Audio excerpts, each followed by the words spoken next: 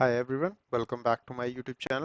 और आज इस वीडियो में हम देखने वाले हैं भाई माइक्रोसॉफ्ट एंटर आईडी क्या होती है, कैसे ये काम करती है और क्यों हम माइक्रोसॉफ्ट एंटर आईडी को यूज़ करते हैं। ठीक है, तो सबसे पहले एक चीज़ मैं आपको बता दूं कि माइक्रोसॉफ्ट एंटर आईडी जो है, इसका पहले नाम होता था एज्योर एक्टिव डायरेक्टरी।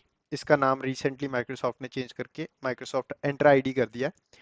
तो इन्होंने सिर्फ नेम ही चेंज किया है, अदरवाइज अगर आप इसकी प्रॉपर्टीज देखोगे, ये जो चीजें प्रोवाइड करती है माइक्रोसॉफ्ट एंटर आईडी वो सेम ही है जो आपको एज्योर एक्टिव डायरेक्टरी के अंदर मिलता था। ठीक है, तो एंटर आईडी क्या है? एंटर आईडी एक तरीके से आइडेंटिटी मैनेजमेंट सॉल्यूशन है। तो आइडेंटिटी मैनेजमेंट सॉल्यूशन क्या होता है? तो आइडेंटिटी मैनेजमेंट सॉल्यूशन के लिए मैं आपको सबसे पहले ऑन प्रेमिसेस का स्ट्रक्चर समझाता हूँ कि कैसे दिखता है आपका ऑन प्रेमिसेस का स्ट्रक्चर। तो ऑन प्रेमिसेस में अगर अगर आप किसी भी कंपनी में जाओ जहाँ पे सर्वर लगे हुए हैं, तो वहाँ पे क्या होता है, एक डोमेन कंट्रोलर सर्वर होता है, राइट? तो ये एक डीसी सर्वर है, डोमेन कंट्रोलर है, जिसके ऊपर आप बेसिकली यूजर के अकाउंट क्रिएट करते हो। लाइक एक बॉब नाम का यूजर है, एक शर्मा नाम का यूजर है, एक टैक नाम का यूजर है। ये कुछ यूजर्स हैं जो आपने क्रिएट किए सर्वर के ऊपर। फिर जो कंपनी के अंदर कंप्यूटर है, यूजर्स को जो कंप्यूटर्स असाइंड है, लाइक 3 कंप्यूटर है, और बॉब जो है इस कंप्यूटर के ऊपर साइन इन करते हैं यूजिंग दिस यूजर नेम, और टैग इसके ऊपर साइन इन करता है using this user name, and Sharma इसके ऊपर साइन इन करता है विद दिस यूजर नेम। अब बैकएंड में क्या हो रहा है? बैकएंड में ये सारे कंप्यूटर्स इस डोमेन कंट्रोलर के साथ कनेक्टेड है। तो जैसे ही कोई भी यूजर अपने यूजर नेम और पासवर्ड को डालता है कंप्यूटर के ऊपर, बैकएंड में ये कंप्यूटर डोमेन कंट्रोलर को कांटेक्ट करता है और क्रेडेंशियल पास करता है। डोमेन कंट्रोलर को बोलता है ओके, मेरे ये क्रेडेंशियल्स हैं, मैं ऑथेंटिकेट करना चाहता हूँ अपने आप को यूजिंग दिस यूजर, तो क्या मैं अलाउड हूँ? फिर डोमेन कंट्रोलर अपना ऑथेंटिकेशन प्रोसेस रन करता है, उसके बाद देखता भी जो इन्होंने क्रेडेंशियल सप्लाई किए हैं वो करेक्ट हैं कि नहीं, और उसके बेस पे एक्सेस दे दिया जाता है कंप्यूटर के ऊपर with appropriate user account, right? तो डोमेन कंट्रोलर यहाँ पे क्या काम कर रहा है? ये डोमेन कंट्रोलर यहाँ पे एज अ आइडेंटिटी सॉल्यूशन काम कर रहा है। मतलब कि कोई भी यूजर अकाउंट है, कोई भी डिवाइस है कंपनी के अंदर जो डोमेन कंट्रोलर के साथ काम कर रहा है, वो एक उसको एक आइडेंटिटी मिली हुई है जो आपको प्रोवाइड की गई है थ्रू डोमेन कंट्रोलर। और बैकएंड में क्या होता है? बैकएंड में आपके पास एक और सर्वर लगा होता है जिसके ऊपर आपके सारे फाइल शेयर्स पड़े होते हैं। लाइक कुछ शेयर्स पड़े हुए हैं, लाइक शेयर 1, शेयर 2, शेयर 3। अब इसके ऊपर क्रिटिकल डाटा स्टोर्ड है इस सर्वर के ऊपर। अब आप नहीं चाहोगे कि कोई भी यूजर आए और सीधा ही इस क्रिटिकल डाटा को एक्सेस कर ले, राइट? आप चाहते हो कि भी appropriate users, like for example Bob, Bob सिर्फ शेयर 1 को ही एक्सेस कर पाए और किसी भी शेयर को बॉब एक्सेस ना कर पाए। तो ये कैसे पॉसिबल होगा? ये पॉसिबल होता है with the help of permissions and identity. तो ये सारा काम आपका डोमेन कंट्रोलर करता है। तो इस तरीके से आपका जो आइडेंटिटी मैनेजमेंट का सोल्यूशन है ऑन प्रेमिसेस पे ऐसे काम करता है। ठीक है, तो ये तो हो गया ऑन प्रेमिसेस का। पर जब हम क्लाउड की बात करते हैं, फॉर एग्जाम्पल दिस वन, जब हम क्लाउड की बात करते हैं तो क्लाउड पे भी हमारे पास रिसोर्सेज होते हैं, जैसे कि अभी तक हमने देखा अपनी AZ104 की सीरीज में कि भाई हम वर्चुअल मशीन्स बना सकते हैं, हम SQL डाटाबेस नाम की सर्विस होती है वो बना सकते हैं, वेब सर्विस या मल्टीपल सर्विसेज होती हैं हम वो बना सकते हैं, राइट? अब ये सर्विसेज, ये रिसोर्सेज तो हमने एज्योर के ऊपर बना दिए, राइट? अब इन रिसोर्सेज को कोई तो एक्सेस करेगा, किसी के लिए तो हमने बनाया है, ठीक है? तो कौन एक्सेस कर सके उसको? तो उसके लिए हमको आइडेंटिटीज क्रिएट करनी पड़ेगी अज्योर के ऊपर।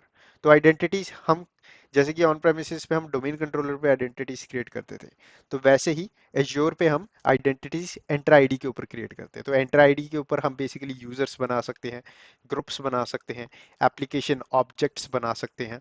फिर उसके बाद उन यूजर्स, ग्रुप्स या एप्लीकेशंस को एक्सेस प्रोवाइड कर सकते हैं उन रिसोर्सेज पे जो हमारे एज्योर के ऊपर प्रेजेंट है, जो हमने बनाए हैं।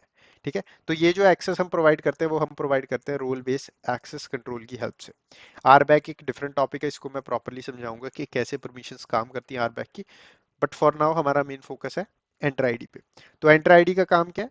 एंटर आईडी का सिंपल काम है आइडेंटिटी सॉल्यूशन का, कि एंटर आईडी ने आपकी जो ऑर्गेनाइजेशन है उसके अंदर यूजर्स अकाउंट की आइडेंटिटी को मैनेज करना है, ग्रुप्स को मैनेज करना है, एप्लीकेशंस को मैनेज करना है। ठीक है, तो ये काइंड ऑफ जितना भी हिस्सा होता है एज्योर का, वो सारा एंटर आईडी का पार्ट है।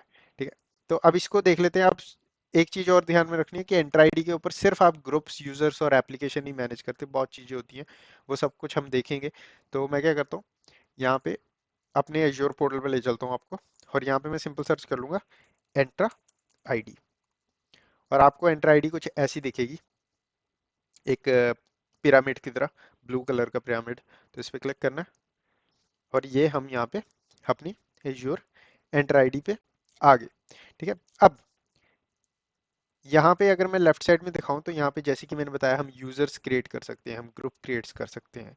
ठीक है, हमारे पास यहाँ पे एंटरप्राइज एप्लीकेशन के लिए ऑप्शन है कि कोई एप्लीकेशन हम क्रिएट करना चाहते हैं, रजिस्टर करना चाहते हैं, वो कर सकते हैं। या फिर आपको डिफरेंट डिफरेंट सर्विसेज मिल जाएंगी, लाइक आइडेंटिटी एंड गवर्नेंस, जो एक सिक्योरिटी सर्विस है, वो हम डिस्कस करेंगे। ठीक है, या फिर प्रॉपर्टीज होगी, सिक्योरिटी होगी, मल्टी फैक्टर ऑथेंटिकेशन होगी, ये सब कुछ हम एंटर आईडी के ऊपर से कर सकते हैं। ठीक है, अगर आपको किसी भी यूजर को चेक करना तो आप सिंपल यहाँ पे यूजर्स पे क्लिक कर सकते हैं, और यहाँ पे आपको ये सारे ऑल यूजर्स जितने भी आपके टेनेंट पे मौजूद हैं वो दिखा देगा। ठीक है, फॉर एग्जांपल अगर आप न्यू यूजर क्रिएट करना चाहते हो तो आप यहाँ से सिंपली इस पे क्लिक करके न्यू यूजर क्रिएट कर सकते हो। एंड अगर आपने डिलीटेड यूजर्स चेक करने हैं, तो अगर कोई रिसेंटली डिलीटेड हुआ है यूजर लाइक दिस वन, तो यहाँ पे डिलीटेड यूजर्स दिख जाते हैं आपको, जो कि 30 डेज तक अवेलेबल होंगे। अगर फॉर एग्जांपल मैं ऑल यूजर्स में जाके कोई यूजर अकाउंट डिलीट कर दूं यहाँ से, तो ये वाला जो यूजर अकाउंट होगा परमानेंटली डिलीट नहीं होगा, ये स्टिल अवेलेबल होगा फॉर 30 डेज। यहाँ पे 30 डेज के लिए स्टिल यहाँ पे, जैसे कि यहाँ पे यूजर इशू हो रहा है, ये स्टिल 30 डेज के लिए शो होगा, और ये यहाँ पे बता देगा परमानेंट डिलीशन हो जाएगी इसकी Jan 16 को, आफ्टर 30 डेज। और इन केस अगर आप इसको रिस्टोर करना चाहते हो, इसको सिंपली सिलेक्ट करके यहाँ से रिस्टोर कर सकते हो। और आपको यहाँ पे ऑडिट लॉग्स मिल जाते हैं। ऑडिट लॉग्स के अंदर आपका सिंपल आ जाता है, जैसे कि अगर कोई चेंज हुआ है, किसी ने यूजर डिलीट कर दिया और आपको पता नहीं किसने डिलीट किया है, तो आप सिंपल अपने ऑडिट लॉग्स में आके यहाँ से चेक कर सकते हो भाई किसने यूजर्स जो है डिलीट किया। लाइक यहाँ पे आपको सारे लॉग्स दिख जाएंगे, जैसे कि सौरभ शर्मा नाम का जो अकाउंट है, उसका पासवर्ड रीसेट हुआ है सक्सेसफुली। कैसे हुआ है? सेल्फ सर्विस पासवर्ड रीसेट की हेल्प से हुआ है, और कब हुआ है डेट एंड टाइम दिख जाएगा। ठीक है, अगर मैं यहाँ पे क्लिक करूँ तो यहाँ पे पूरी डिटेल मिल जाएगी उसकी, इंसिडेंट की, जो भी हमारा यहाँ पे हुआ है। ठीक है, तो इस तरीके से आप साइन इन लॉग्स भी चेक कर सकते हो, किस किस ने साइन इन किया है, किस तरीके से साइन इन किया है, ठीक है, कितने बजे साइन इन किया है, इन सब चीज़ों की इन्फॉर्मेशन आपको मिल जाती है एंटर आईडी पे। फिर ग्रुप्स की बात करें तो ग्रुप्स भी हम यहाँ पे क्रिएट कर सकते हैं। लाइक आप डिफरेंट डिफरेंट ग्रुप्स क्रिएट कर सकते हो, लाइक माइक्रोसॉफ्ट 365 ग्रुप हो गया, सिक्योरिटी ग्रुप हो गया, वो क्रिएट कर सकते हैं आप एंटर आईडी के ऊपर। एंड आपके पास यहाँ पे एडमिनिस्ट्रेटिव यूनिट्स है। एडमिनिस्ट्रेटिव यूनिट्स एक सेपरेट टॉपिक है। अ, तो इस वीडियो में मेरा मेन फोकस बस आपको यह है कि एक ओवरव्यू देना कि एंटर आईडी क्या है। अब एक लास्ट चीज मैं आपको बताना चाहता हूँ, वो है हमारी लाइसेंसेस। ठीक है, तो लाइसेंसेस क्या है? तो जब भी आप एंटर आईडी का यूज करते हैं, आपके जो यूजर के अकाउंट होंगे, लाइक आपने कोई बॉब नाम का यूजर बनाया, उस अकाउंट पे आप लाइसेंस असाइन करोगे। लाइसेंस वो कोई भी लाइसेंस हो सकता है, लाइक माइक्रोसॉफ्ट 365 का बिजनेस स्टैंडर्ड लाइसेंस हो सकता है, जिससे आपके जो बॉब नाम का यूजर होगा उसको ऑफिस एप्स का एक्सेस मिलेगा, लाइक आउटलुक का एक्सेस मिलेगा, ईमेल के लिए मेल बॉक्स मिलेगा, एंड वर्ड यूज कर सकता है वो यूजर, आउटलुक यूज कर सकता है, पावर पॉइंट यूज कर सकता है, ये सारी चीजें होती हैं। या फिर आपके पास एक प्रीमियम P2 लाइसेंस होता है, डिफरेंट डिफरेंट लाइसेंसेस जो है अवेलेबल है एज्योर के ऊपर एंड माइक्रोसॉफ्ट 365 के ऊपर, जो आप देख सकते हो। अगर मैं यहाँ पे फॉर एग्जांपल ऑल प्रोडक्ट्स पे मैंने यहाँ पे क्लिक किया, अगर मैं ट्राई एंड बाय पे क्लिक करूँ तो यहाँ पे बता देगा भाई हमारे पास प्रीमियम P1 या प्रीमियम P2 का ट्रायल ले सकते हैं हम लाइसेंस से।